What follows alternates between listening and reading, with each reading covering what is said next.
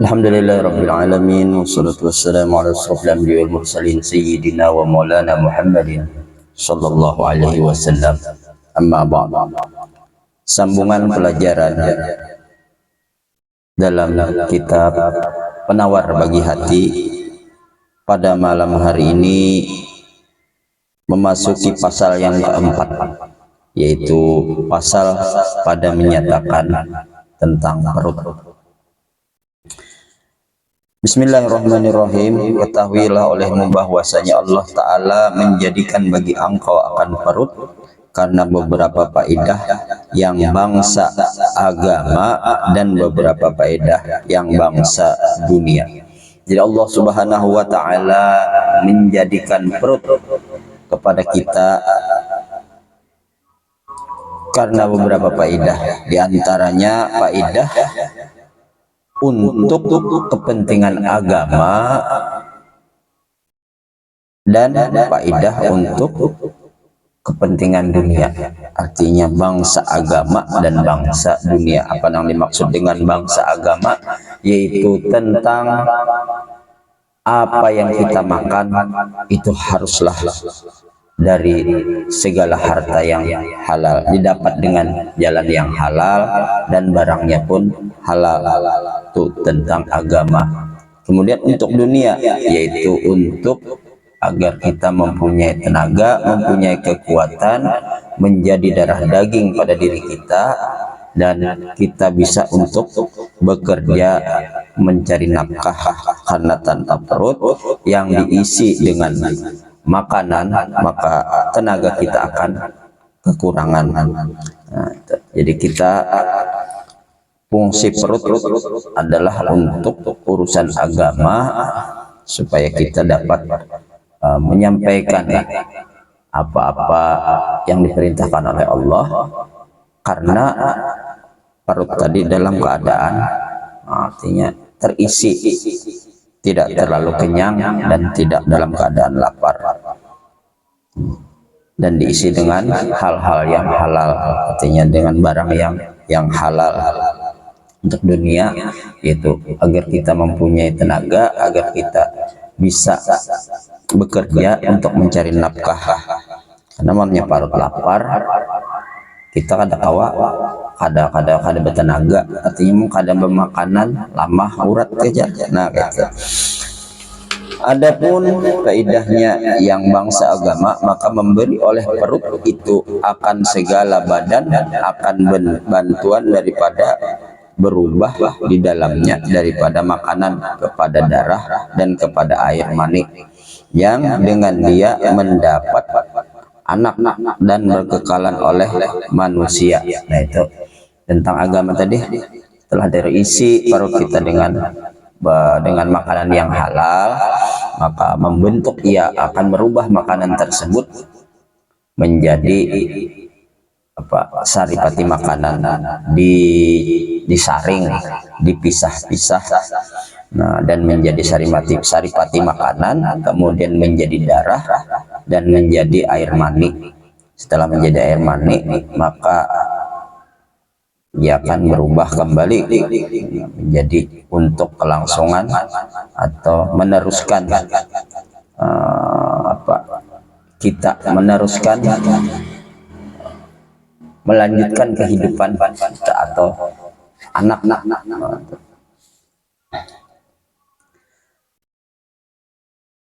Maka dengan sejahtera segala anggota perut seperti jantung dan limpa dan paru-paru dan perut besar, sejahtera yang tinggal daripada segala badan, daripada segala penyakit, yang mana menegah daripada menunaikan segala ibadah dengan sempurna. Nyemunnya parut lapar, lalu bisa menegah daripada untuk beribadah, dan parut kanyang pulang, parut kanyang tadi menjadikan kesejahteraan bagi badan dikarenakan oleh perut tadi, seperti jantung, limpa, paru-paru dan parut besar. Artinya dengan berkat adanya parut, maka makanan tersebut yang masuk ke dalam parut kita itu akan hancur karena diproses dan menghasilkan artinya kesejahteraan bagi anggota tubuh yang lainnya. Dan adapun faedahnya yang bangsa dunia, maka menyempurnakan kesedapan segala makanan dan minuman dan jima, artinya menyempurnakan kesedapan segala makanan dan dan minuman dan jima, artinya menyeparut dalam keadaan kenyang, merasa nyaman, awak merasa nyaman, parut tadi merasa nyaman, kemudian makanan yang kita makan itu menjadi nyaman, minuman yang kita minum itu jadi nyaman, karena adanya parut tadi. Dan ketika kita melakukan jima atau berhubungan dengan suami istri, maka terasa nyaman juga. Karena ketiga-tiganya itu adalah ia pada ketika sehat perut, dalam keadaan sehat perut tadi, dalam keadaan lapar ada nyaman, makan kada nyaman, kada ada parut atau kemana menuyuk kada ada parutnya. Nah itu. Dan bermula mensyukurkan nikmat perut ini, memeliharanya daripada makanan yang haram dan yang subhat. Artinya kita memelihara atau mensyukuri nikmat yang diberikan oleh Allah Subhanahu wa taala berupa perut, maka kita syukuri dengan jalan memakan barang yang halal dan subhat. Apa nang halal? Nang halal itu artinya nang dibolehkan untuk dimakan, artinya tidak ada menjadi dosa, tidak yang akan menjadi darah daging. Kalau bertentangan dengan artinya masih ada pertentangan dengan orang lain, misalnya mengambil barang tanpa sepengetahuan, itu hukumnya haram. Apa nang subhat pulang? Subhat ini barang yang kada jelas, artinya yang kada jelas itu didapatnya dengan jalan, misalnya kita terdapat makanan kada tahu ni ampun siapa, nah lalu dimakan, itu subhatnya, artinya kita kada mengetahui kebenaran apakah ini halal atau haram. Nah itu subhat, artinya ragu-ragu halal kah adakah barang ini lalu dimakan, itu baru menjadi subhat. Artinya subhat itu barang yang diragukan.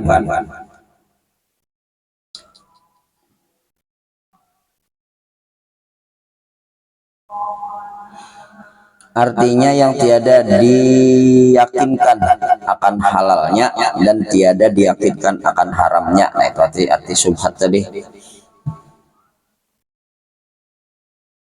Dan memeliharanya daripada bersengatan kenyang, artinya menyamakan pulang maisi parut itu jangan terlalu kenyang, jangan terlalu banyak.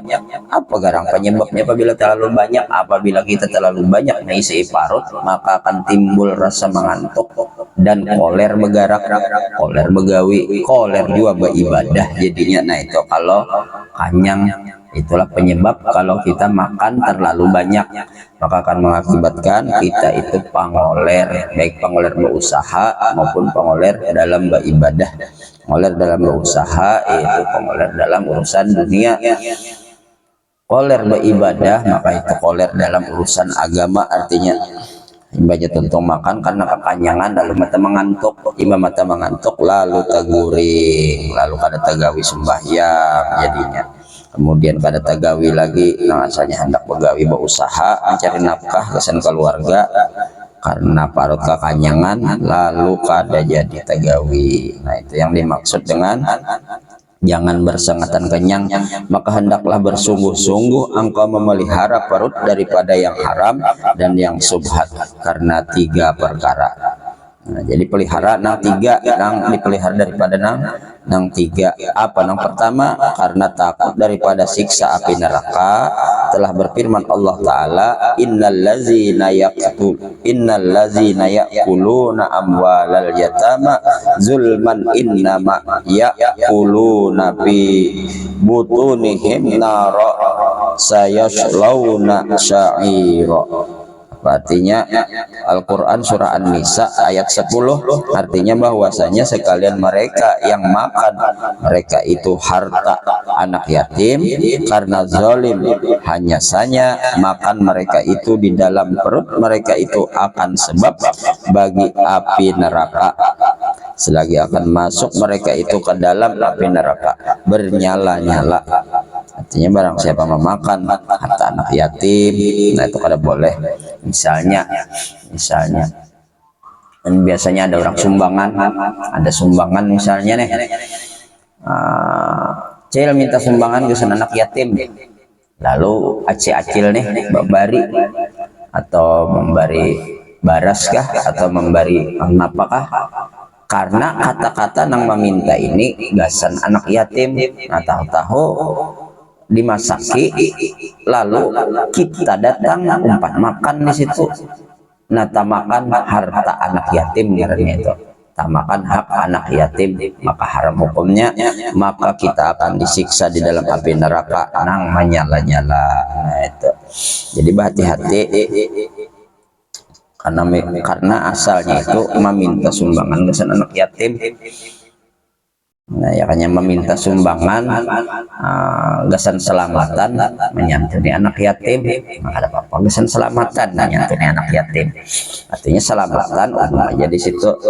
Nah menyantuni anak yatim bang itu nang diunjuk lawan inya itu menyantuni anak yatim. Tapi kalau masalah minta sumbangan gasan anak yatim, nah itu murni gasan anak yatim, ada boleh diumpati oleh nang lain.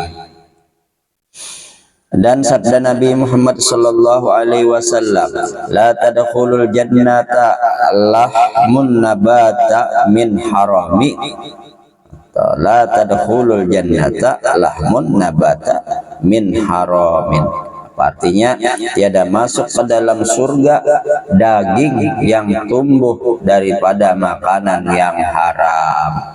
Nah, jadi kada bakalan masuk dalam surga apabila kita memakan makanan yang haram. Hadis Rasulullah SAW.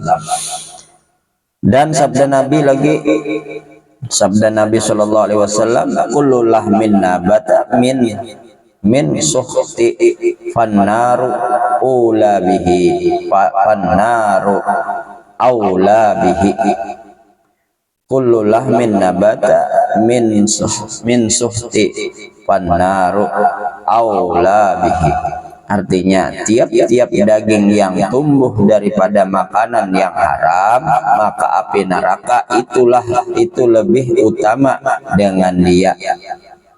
Artinya apabila memakan makanan yang haram, maka dagingnya itu, arti daging itu tubuh kita awak kita, maka lebih utama tumbuh daripada makanan yang haram, maka api neraka itu lebih utama dengan dia, artinya lebih pendahuluan masuk ke dalam neraka. Dan sabda Nabi Shallallahu Alaihi Wasallam lagi, pamanit taqos subuhati faqadis sabra alidinihi wa irdihi. Rawahus Saykhona an Nu'man bin, yang diriwayatkan, maksudnya rawah dari diriwayatkan oleh Saykhan daripada Nu'man bin Bashir radhiyallahu anhu. Artinya maka barang siapa memelihara dirinya daripada segala yang subhat, maka sungguhnya telah menuntut bersih ia akan agamanya dan dirinya. Nah itu yang pertama tadilah. Nang kedua pulang apa? Nang kedua bahwasanya yang makan akan makanan yang haram dan yang subhat itu tiada diberi petunjuk akan dia kepada ibadah. Jadi apabila kita banyak atau kita memakan barang nang haram atau nang subhat, maka kita kada akan mendapatkan petunjuk. Artinya hendak aja ibadah tuh hendak aja cuma koler, hendak aja kita beribadah tapi barat. Nah kenapa? Karena tamakan nang subhat, apalagi nang haram. Lalu mencegah daripada untuk berbuat ibadah, karena tiada patut bagi mengerjakan ibadah itu melainkan yang suci daripada segala kekotoran. Itu makanya makanan kita, minuman kita, atau pakaian kita itu dijaga daripada harta-harta, daripada hasil-hasil nang kada baik, daripada harta nang kada baik. Karena ini urusannya perut, maka makan makanan nang baik aja, nang halal aja, nang bujur halal. Artinya nang bujur halal itu dilihat dari mana dapat.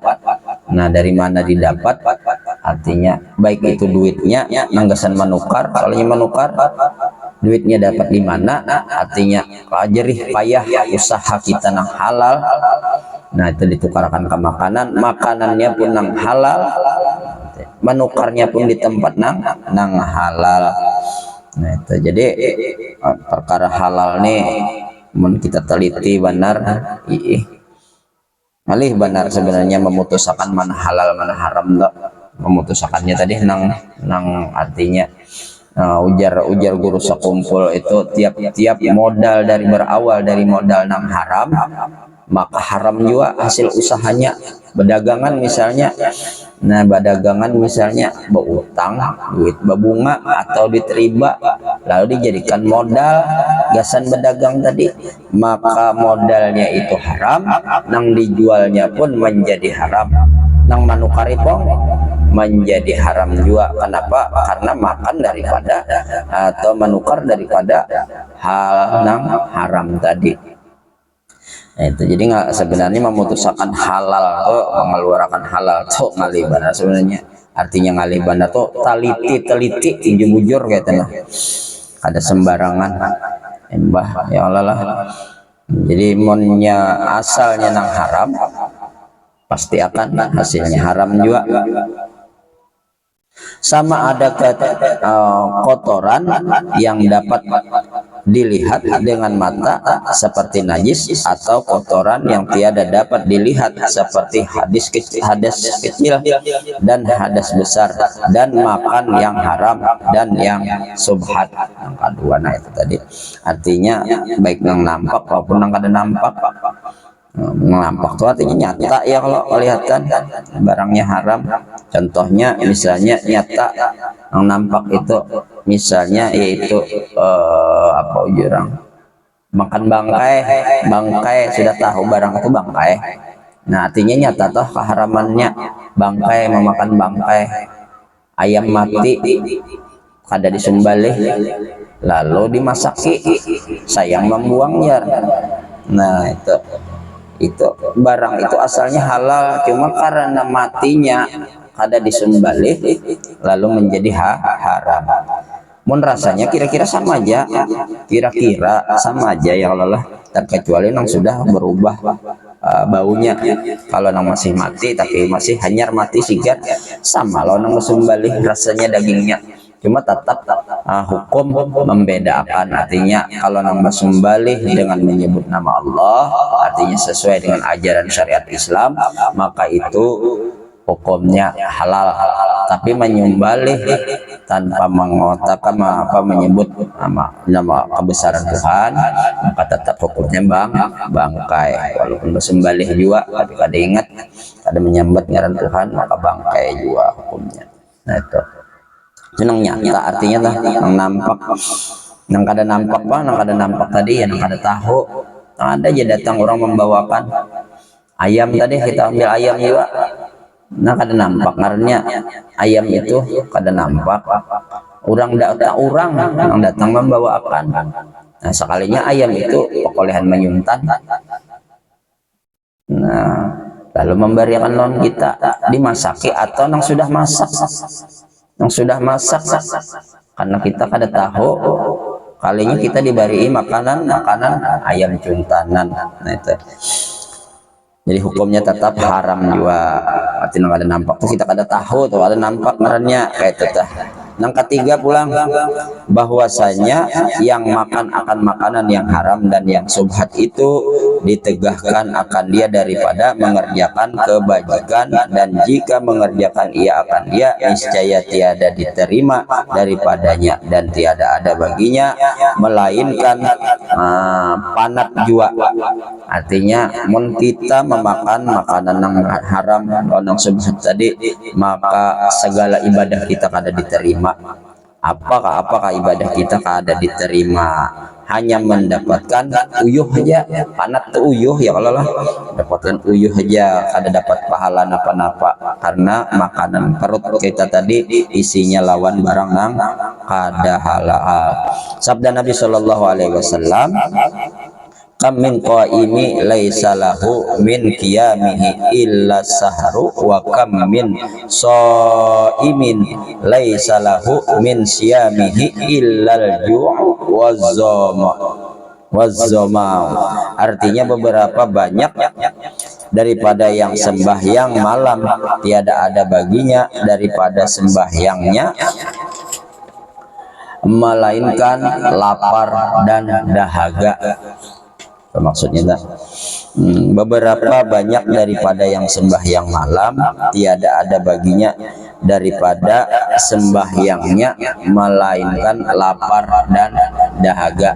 Artinya banyak orang yang sembahyang malam itu dalam keadaan lapar dan haus.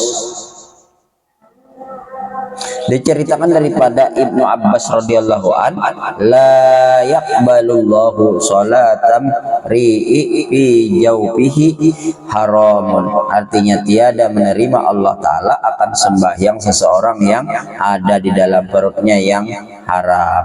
Artinya mun ada barang yang haram, nang tak makan barang yang haram, nang subhat, maka tidak diterima ibadahnya atau sembahyangnya tadi. Adapun bersengatan kenyang, maka hanya saja dituntut daripada menjauhkannya karena beberapa perkara. Artinya jangan, kalau orang makan terlalu kenyang, bersengatan kenyang tadi, maka hanya saja dituntut, artinya maka hanya saja artinya disuruh daripada menjauhkannya. Artinya makan jangan kenyang lagi karena beberapa perkara. Apa perkaranya kalau orang makan terlalu kenyang, mesi parut terlalu kenyang tadi, terlalu banyak? Pertama, karena bahwasanya banyak makan itu sebab bagi keras hati, pengarasan dipadahi ada masih asik. Nah itu artinya mantul dipadahi jarang. Karena apa? Karena makan kebanyakan, ketujuh banyak makan. Yang kedua, bahwasanya pada banyak makan itu membangkitkan segala anggota pada sia-sia dan pada kejahatan. Artinya membangkitkan anggota pada yang sia-sia. Artinya apa tadi anggota yang sia-sia? Anak guring aja itu sia-sia ngarannya. Membangkitkan anggota pada yang sia-sia. Atau misalnya bangun juga ada guring, pikirannya tuh ada denang berusaha tuh ada baungot. Kenapa? Karena parut kanyang aja sudah, lalu kan ada pikiran hendak berusaha. Nah itu pengoler tadi, maka sia-sia dan pada kejahatan, mengerjakan kejahatan. Nah pikirannya apa? Kalau karena ini kebanyakan makan tadi, lalu macam-macam yang digawi, pikirannya berpikir macam-macam aja, lalu tentang kejahatan, maksiat, main game kah apakah, tempat kanyang aja sudah. Nah itu. Dan yang ketiga, ada membanyakkan makan itu membinasakan kecerdikan dan kepintaran, dan sebab bagi sedikit paham dan pengetahuan. Artinya bila orang makan kebanyakan, makan banyak atau makan banyak, maka membinasakan kecerdikan, orangnya itu bungol. Artinya ada pintar, tuhuk belajar sudah ada mau pintar-pintar, kan mau dapat jingkar nama belajarnya sudah ada paham-paham. Nah itu kenapa? Karena penyebab daripada banyak makan dan kepintaran, dan sebab bagi sedikit paham. Artinya ada pemahaman orangnya, diulang-ulangi sudah kada paham aja juga. Nah itu makanya orang-orang nang tawadhu itu mengamalkan kada banyak makan, asal makan jangan nang kayak binatang, karena binatang inya apa makan untuk hidup, bukan hidup untuk makan, itu binatang. Tetapi kalau kita sebagai manusia nang berakal, nang diberikan akal dan menggunakan akalnya, maka manusia itu makan untuk hidup untuk ibadah. Nah itu bedanya antara manusia dengan binatang. Kalau binatang maka hidup untuk makan, hanya makan aja sudah kenyang atau parut, masih aja lagi mencari makan. Nah itu karena binatang tadi kan ada pikiran untuk beribadah, untuk berusaha.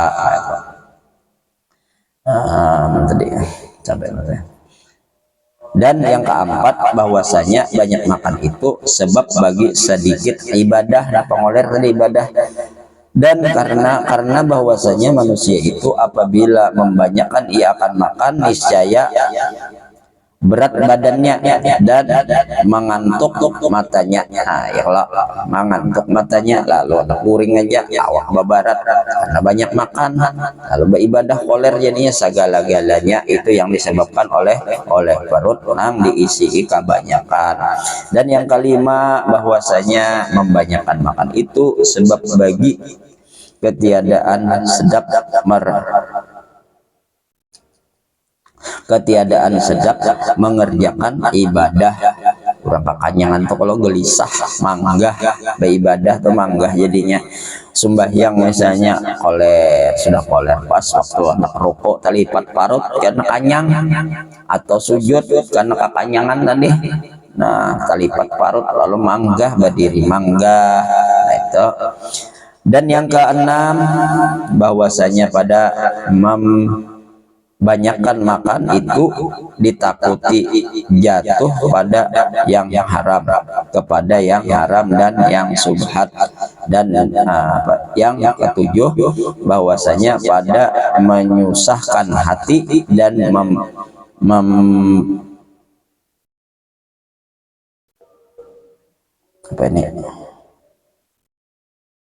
mempanatkan badan dan mencarinya. Iya. Jadi orang kebanyakan bahwasanya padanya menyusahkan hati dan memanatkan badan atau menyusahkan hati itu haur-haur berpikir ya apa nah hendak dimakan. Nah itu hendak makan ini, hendak makan itu, menyusahkan hati ngarannya. Kemudian gua mempanatkan badan, lalu uyuh awak tadi karena hendak mendapatkan makanan tadi. Sudah imbah dapat pulang ia oleh pada mencarinya dan mensedikitkannya pada memakannya dan melepaskan daripada mudaratnya. Dan yang kedelapan bahwasanya membanyakkan makan itu sebab bagi bersengatan sakit mati. Artinya orang kebanyakan makan itu penyakit datangan dan mati akhirnya karena kebanyakan tadi. Karena kesakitan dan kesusahan, mati itu sekedar kesedapan dunia. Yang kesembilan bahwasanya padanya mengurangkan pahala akhirat. Dan yang ke-10 bahwasanya padanya hisab pada hari kiamat.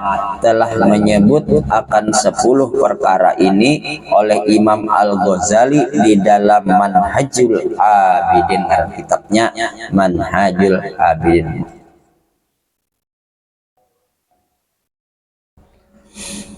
Jadi kemudian sedikit lagi telah datang hadis Nabi Shallallahu Alaihi Wasallam pada mencela akan kenyang. Setengah daripadanya al-mu'minu ya'kulu bi ma'yi wahidi wal kafir ya'kulu bi sab'ati am'ain hasbabna adama luqaimatun luqaimatu yukimna sulbahu in kana wala budda fahaqqahu sulusul lis ta'ami wa sulusul lis sarabi wa sulusul lin nafsi. Diriwayatkan oleh Syekhan an Abi Umar radhiyallahu anhuma, yang artinya bermula orang yang sempurna iman memakan ia pada satu perut, dan orang yang kafir makan ia pada 7 perut.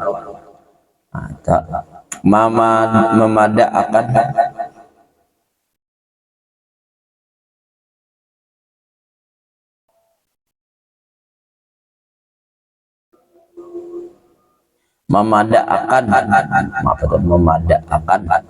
anak cucu Adam beberapa suap yang membetulkan akan tulang belakang.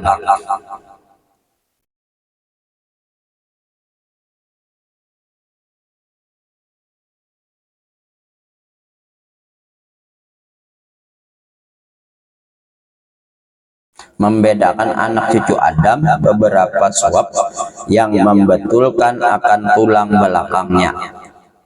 Jika ada ia menuntut tambah dan tak dapat tiada daripada menambah, maka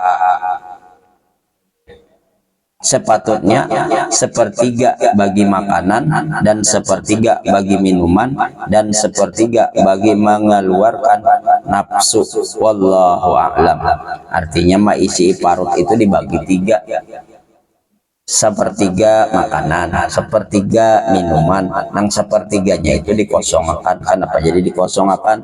Karena memberi ruang gerak pada parut. Apabila kebanyakan ia menyebabkan bisa manggah apa segala macam tadi. Nah itu.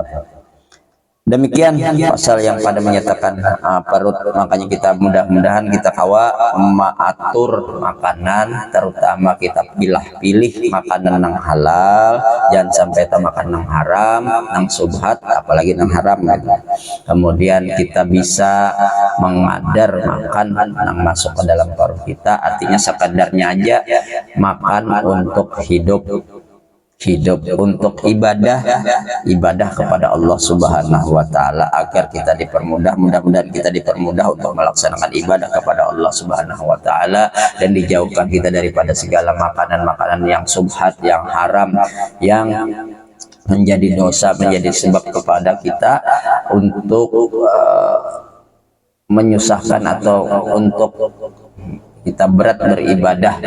Mudah-mudahan kita dijauhkan daripada segala yang kada dikehendaki oleh Allah Subhanahu wa taala, dan dipermudah untuk mengerjakan ibadah, dan mudah-mudahan kita selalu dipanjangkan umur, di kesehatan badan, dimudahkan untuk mengerjakan ibadah kepada Allah Subhanahu wa taala, dikuatkan iman, dan kita dikumpulkan dengan orang-orang yang diridhai oleh Allah taala, serta kita mudah-mudahan diakhiri dengan mengucap kalimat la ilaha illallah Muhammadur Rasulullah, sehingga kita menjadi husnul khotimah. Amin ya Allah ya rabbal alamin.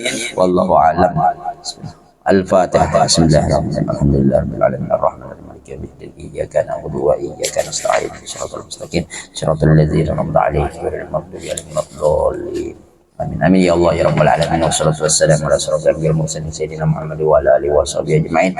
Allahumma fa'alna bima 'allamtana ma yanfa'una wa zidna 'ilma. Allahumma arina min zulumatil wahmi wa akrimna min naril fahmi wa ftah li abwabal ilmi wa zayyinna bil akhlaqil hasanati wal hilmi bi rahmatika ya arhamar rahimin. Sallallahu alaihi sayyidina Muhammad wa ala alihi wasallam. Subhana rabbika rabbil izzati amma yasifun wa salamun alal mursalin. Alhamdulillahi rabbil alamin. Kalau ada tersalah-salah malam bukan ahlinya. Mudah-mudahan kita dipanjangkan umur, disehatkan badan, dan kembali bisa bertemu, bisa untuk menyampaikan dan membacakan kitab selanjutnya. Demikian, terima kasih. Wallahul muwaffiq ila aqwamit thoriq. Wassalamualaikum warahmatullahi wabarakatuh.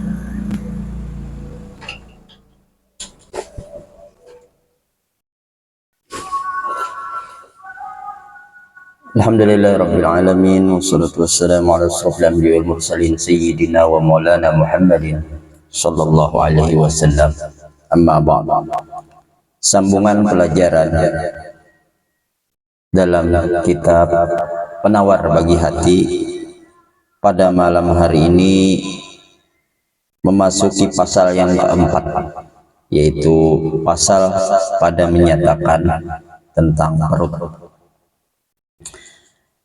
Bismillahirrahmanirrahim. Ketahuilah olehmu bahwasanya Allah Ta'ala menjadikan bagi engkau akan perut karena beberapa faedah yang bangsa agama dan beberapa faedah yang bangsa dunia. Jadi Allah Subhanahu wa Ta'ala menjadikan perut kepada kita karena beberapa faedah, diantaranya faedah untuk kepentingan agama dan faedah untuk kepentingan dunia.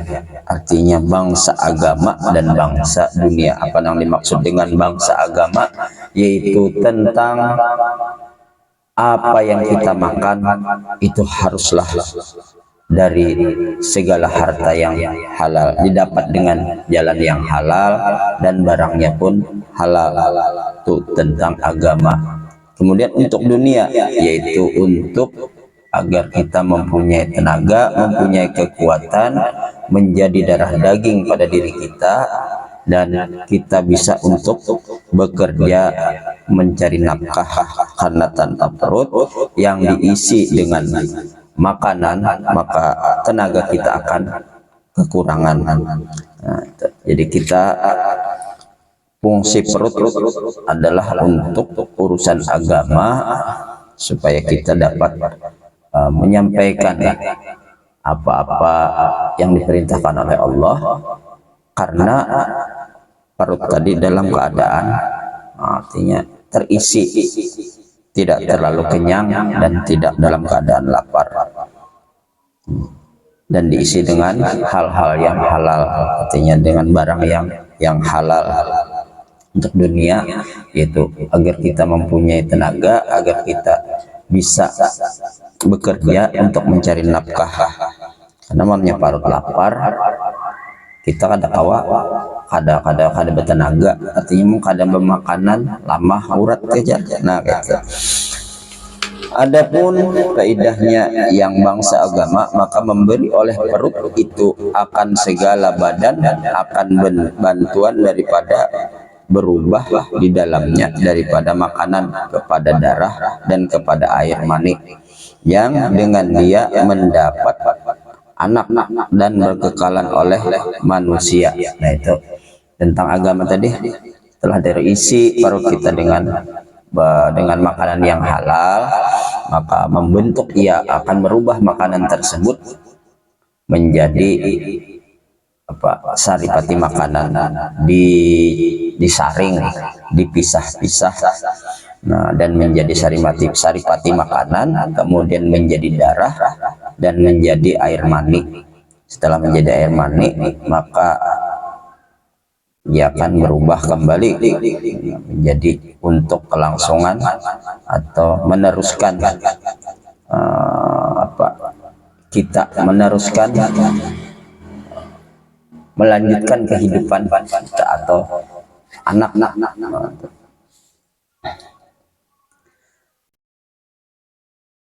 Maka dengan sejahtera segala anggota perut seperti jantung dan limpa dan paru-paru dan perut besar, sejahtera yang tinggal daripada segala badan, daripada segala penyakit, yang mana menegah daripada menunaikan segala ibadah dengan sempurna. Nyamunnya parut lapar, lalu bisa menegah daripada untuk beribadah. Dan yang parut kanyang pula, parut kanyang tadi menjadikan kesejahteraan bagi badan dikarenakan oleh perut tadi, seperti jantung, limpa, paru-paru, dan perut besar. Artinya dengan berkat adanya parut, maka makanan tersebut yang masuk ke dalam parut kita itu akan hancur karena diproses dan menghasilkan artinya kesejahteraan bagi anggota tubuh yang lainnya. Dan adapun faidahnya yang bangsa dunia, maka menyempurnakan kesedapan segala makanan dan minuman dan jima,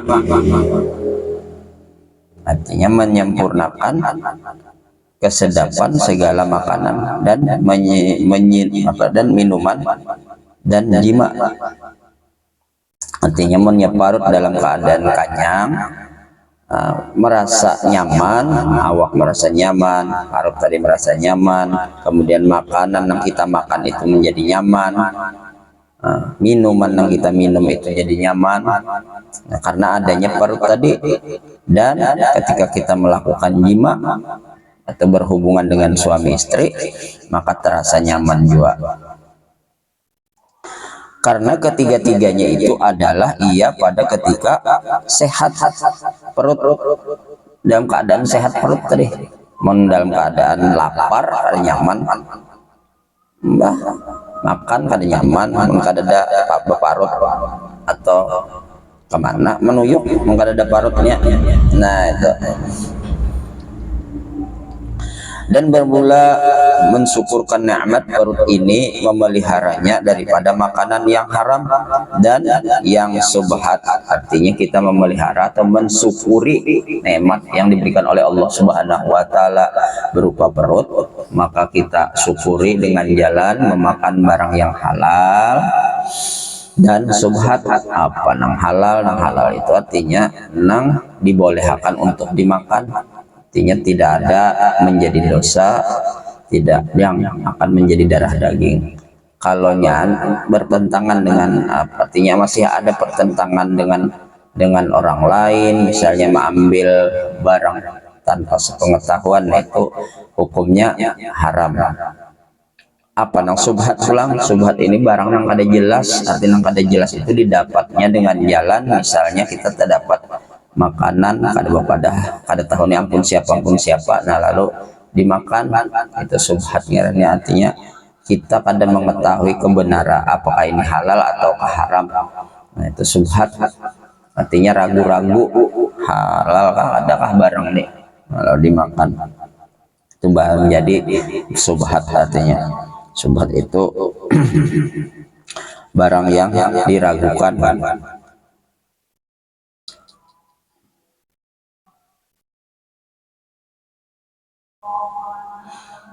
Artinya yang tiada diyakinkan akan halalnya dan tiada diyakinkan akan haramnya. Nah itu arti subhat tadi.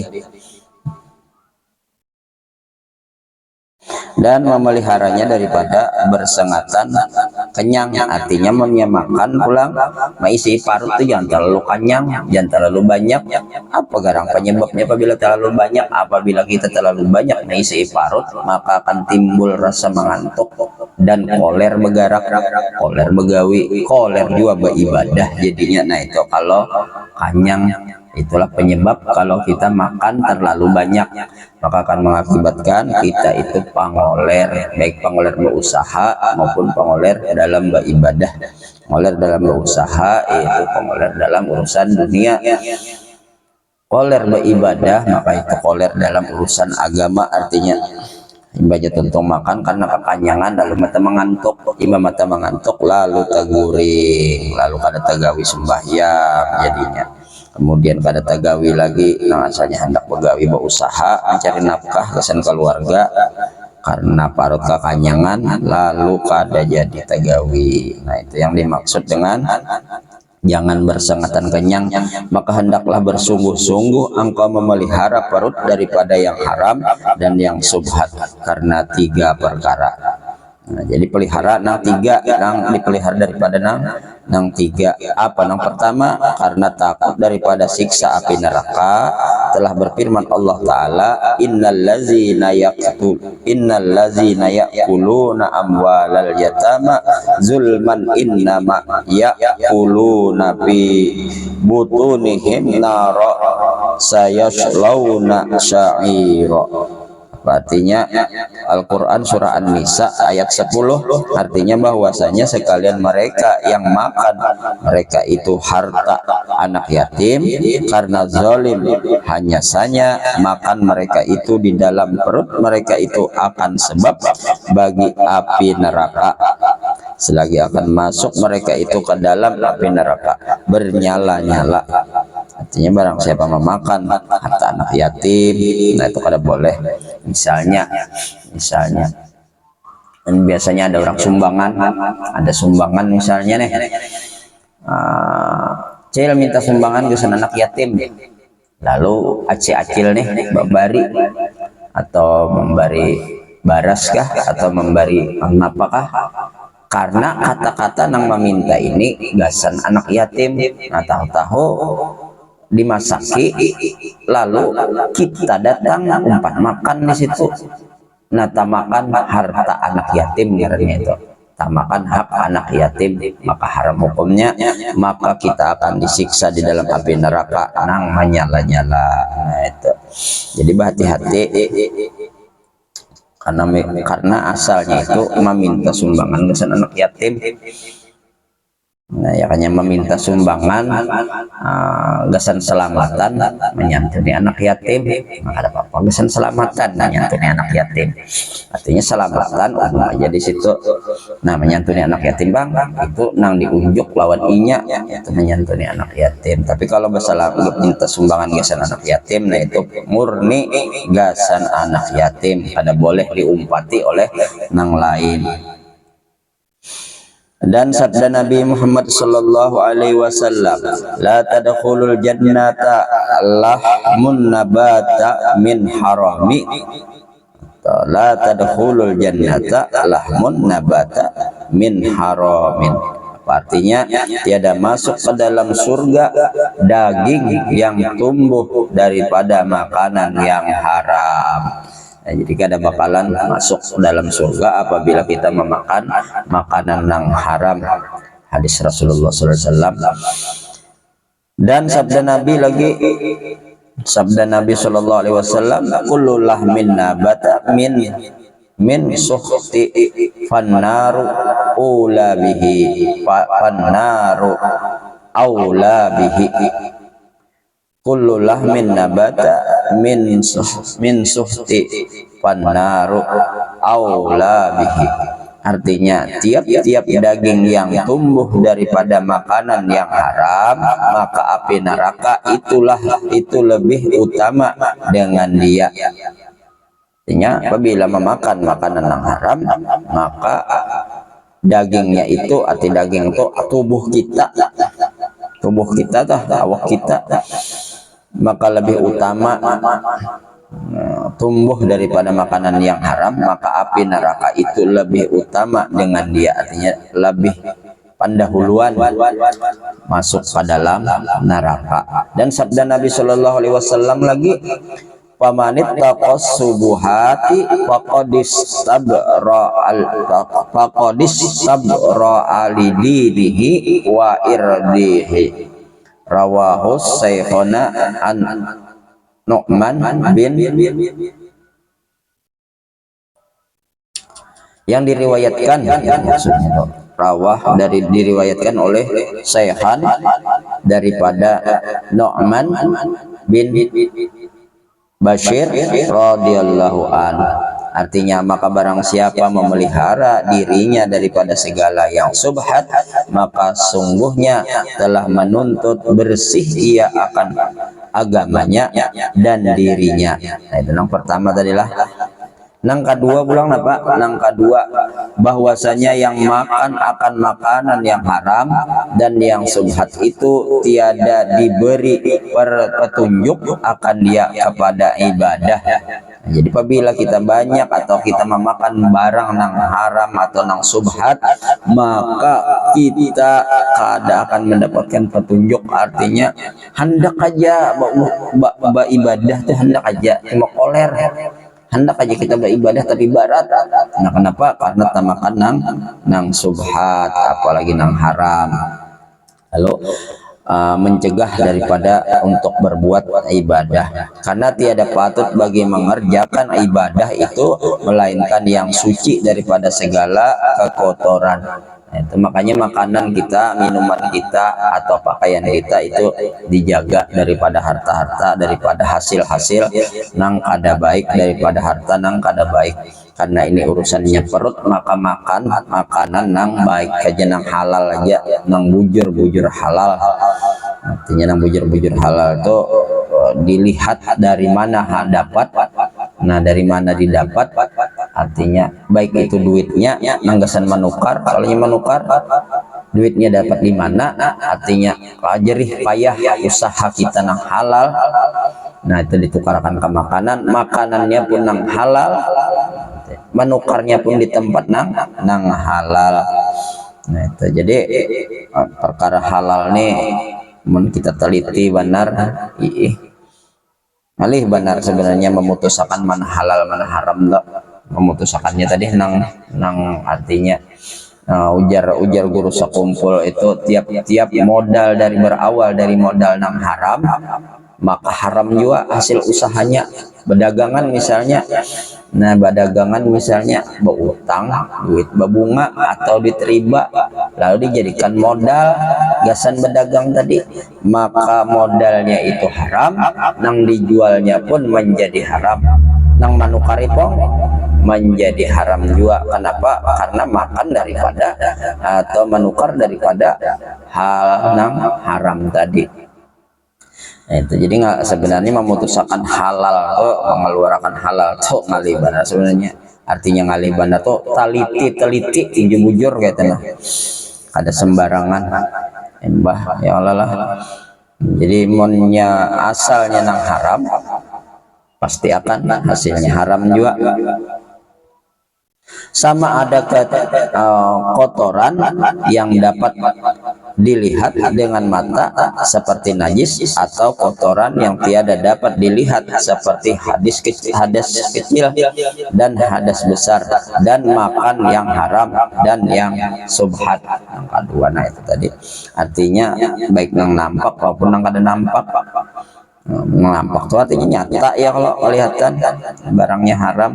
Contohnya misalnya nyata yang nampak itu misalnya yaitu apa jurang makan bangkai sudah tahu barang itu bangkai.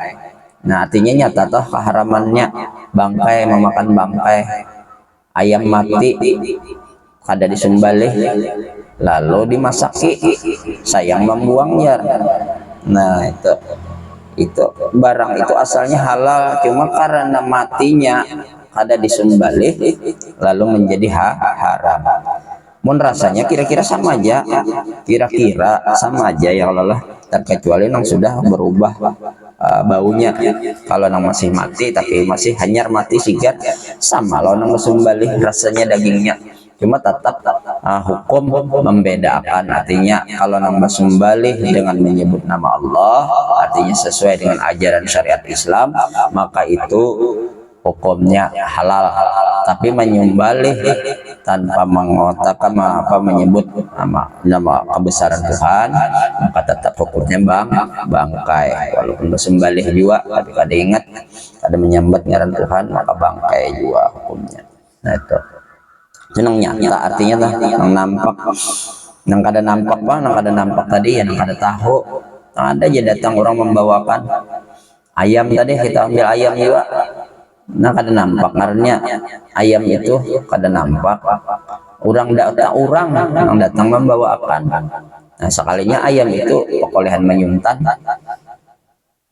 nah lalu memberikan non kita dimasaki atau nang sudah masak, karena kita kada tahu, kalinya kita diberi makanan ayam cuntanan. Nah, itu jadi hukumnya tetap haram juga. Artinya ada nampak tuh kita kada tahu tuh ada nampak ngarannya kayak itu tah. Yang ketiga pulang bahwasanya yang makan akan makanan yang haram dan yang subhat itu ditegahkan akan dia daripada mengerjakan kebajikan, dan jika mengerjakan ia akan dia niscaya tiada diterima daripadanya dan tiada ada baginya melainkan panat jua. Artinya mun kita memakan makanan yang haram yang subhat tadi, maka segala ibadah kita kada diterima. Apakah ibadah kita kada diterima, hanya mendapatkan uyuh aja. Panat tuh uyuh ya, kalau lah dapatkan uyuh aja, kada dapat pahala napa-napa, karena makanan perut kita tadi isinya lawan barang nang kada halal. Sabda Nabi Shallallahu Alaihi Wasallam, kam min qaimi laisa lahu min qiyamihi illa sahru wa kam min shaimin laisa lahu min siyamihi illa al-ju' waz-zama. Artinya beberapa banyak daripada yang sembahyang malam tiada ada baginya daripada sembahyangnya melainkan lapar dan dahaga.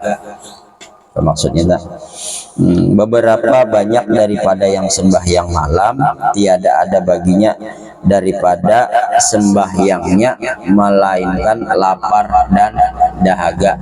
Artinya banyak orang yang sembahyang malam itu dalam keadaan lapar dan haus. Diceritakan daripada Ibnu Abbas radhiyallahu an, la yaqbalullahu sholatam ri'i fi jawfihi haramun. Artinya tiada menerima Allah Ta'ala akan sembahyang seseorang yang ada di dalam perutnya yang haram. Artinya mun ada barang yang haram, nang tak makan barang yang haram, nang subhat, maka tidak diterima ibadahnya atau sembahyangnya tadi. Adapun bersengatan kenyang, maka hanya saja dituntut daripada menjauhkannya karena beberapa perkara. Artinya jangan, kalau orang makan terlalu kenyang, bersengatan kenyang tadi, maka hanya saja dituntut, artinya maka hanya saja artinya disuruh daripada menjauhkannya. Artinya makan jangan kenyang lagi karena beberapa perkara. Apa perkaranya kalau orang makan terlalu kenyang, isi parut terlalu kenyang tadi, terlalu banyak? Pertama, karena bahwasanya banyak makan itu sebab bagi keras hati, pengarasan dipadahi karena masih asik. Nah itu artinya mantul dipadahi jarang. Karena apa? Karena makan kebanyakan, ketujuh banyak makan. Yang kedua, bahwasanya pada banyak makan itu membangkitkan segala anggota pada sia-sia dan pada kejahatan. Artinya membangkitkan anggota pada yang sia-sia. Artinya apa tadi anggota yang sia-sia? Anak guring aja itu sia-sia ngarannya. Membangkitkan anggota pada yang sia-sia. Atau misalnya bangun juga ada guring, pikirannya tuh ada denang berusaha tuh ada baungot. Kenapa? Karena parut kanyang aja sudah, lalu kan ada pikiran hendak berusaha. Nah itu pengoler tadi, maka sia-sia dan pada kejahatan, mengerjakan kejahatan. Nah pikirannya apa? Kalau karena kebanyakan makan tadi, lalu macam-macam yang digawi, pikirannya berpikir macam-macam aja, lalu tentang kejahatan, maksiat, main game kah apakah, karena kanyang aja sudah. Nah itu. Dan yang ketiga, ada membanyakkan makan itu membinasakan kecerdikan dan kepintaran dan sebab bagi sedikit paham dan pengetahuan. Artinya bila orang makan kebanyakan, makan banyak atau makan banyak, maka membinasakan kecerdikan, orangnya itu bungol. Artinya ada pintar atau hok belajar sudah, ada mau pintar-pintar, kan mau dapat jingkar nama belajarnya sudah, ada paham-paham. Nah itu kenapa? Karena penyebab daripada banyak makan dan kepintaran dan sebab bagi sedikit paham. Artinya ada pemahaman orangnya, diulang-ulangi sudah ada paham aja juga. Nah itu makanya orang-orang yang tawadhu itu mengamalkan ada banyak makan, asal makan jangan kayak binatang, karena binatang ini apa makan untuk hidup, bukan hidup untuk makan, itu binatang. Tetapi kalau kita sebagai manusia yang berakal, yang diberikan akal dan menggunakan akalnya, maka manusia itu makan untuk hidup untuk ibadah. Nah, itu bedanya antara manusia dengan binatang. Kalau binatang maka hidup untuk makan, hanya makan aja, sudah kenyang atau parut, masih aja lagi mencari makan. Nah, itu karena binatang tadi kan ada pikiran untuk beribadah, untuk berusaha. Tadi sampai mana? Dan yang keempat, bahwasanya banyak makan itu sebab bagi sedikit ibadah. Nah, pengoler tadi ibadah. Dan karena bahwasanya manusia itu apabila membanyakkan ia akan makan, niscaya berat badannya dan mengantuk matanya. Nah, ya Allah, mengantuk matanya, lalu kuring aja, awak babarat karena banyak makan, lalu beribadah koler, jadinya segala-galanya itu yang disebabkan oleh perut yang diisi kebanyakan. Dan yang kelima, bahwasanya membanyakkan makan itu sebab bagi ketiadaan sedap mengerjakan ibadah. Kurang kekanyangan tuh kalau gelisah manggah beribadah tuh manggah, jadinya sembahyang misalnya sudah koler pas waktu anak rokok talipat parut karena kanyang, atau sujud karena kekanyangan tadi, nah talipat parut lalu manggah berdiri manggah. Nah, itu. Dan yang keenam, bahwasanya pada banyakkan makan itu ditakuti jatuh pada yang haram, kepada yang haram dan yang subhat. Dan yang ketujuh, bahwasanya pada menyusahkan hati dan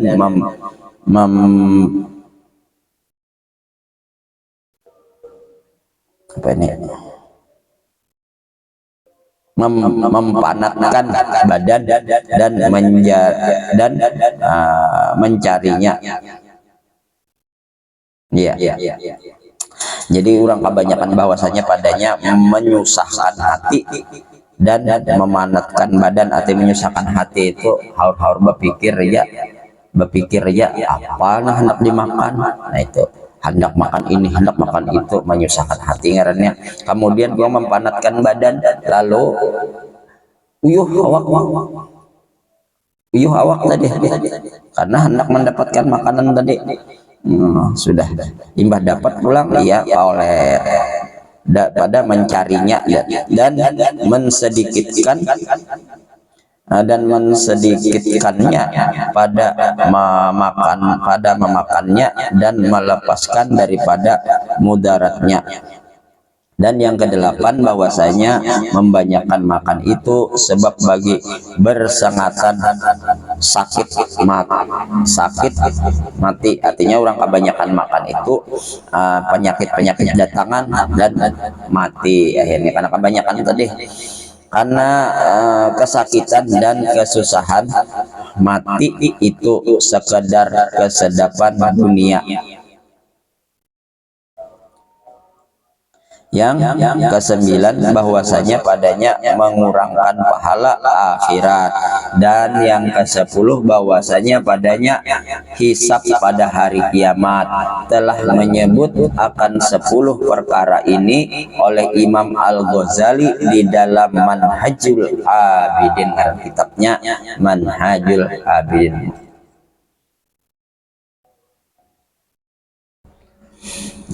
Jadi kemudian sedikit lagi, telah datang hadis Nabi Shallallahu Alaihi Wasallam pada mencela akan kenyang. Setengah daripadanya, al mu'minu ya'kulu bi ma'yi wahidi wal kafir ya'kulu bi sab'ati am'ain hasbabna adama luqaimatun yukimna yuqimna sulbahu in kana wala budda fahaqqahu sulusul lis ta'ami wa sulusul lis sarabi wa sulusul lin nafsi. Diriwayatkan oleh Syekhan an Abi Umar radhiyallahu anhuma, yang artinya bermula orang yang sempurna iman memakan ia pada satu perut, dan orang yang kafir makan ia pada 7 perut.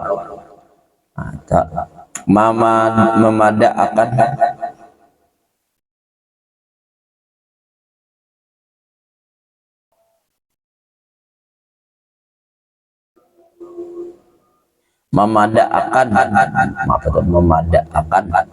anak cucu Adam beberapa suap yang membetulkan akan tulang belakang.